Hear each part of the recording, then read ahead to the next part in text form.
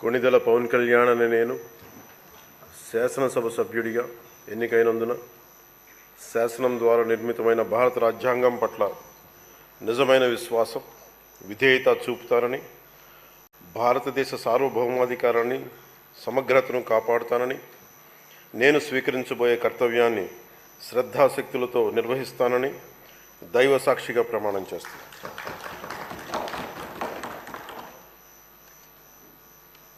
కొణిదెల పవన్ కళ్యాణ్ అని నేను ఆంధ్రప్రదేశ్ శాసనసభ సభ్యుడైన కొణిదెల పవన్ కళ్యాణ్ అని నేను సభా నియమాలకు కట్టుబడి ఉంటానని, వాటిని అనుసరిస్తానని, సభా మర్యాదలను పాటిస్తానని, సాంప్రదాయాలను గౌరవిస్తానని దైవ సాక్షిగా ప్రమాణం చేస్తున్నాను.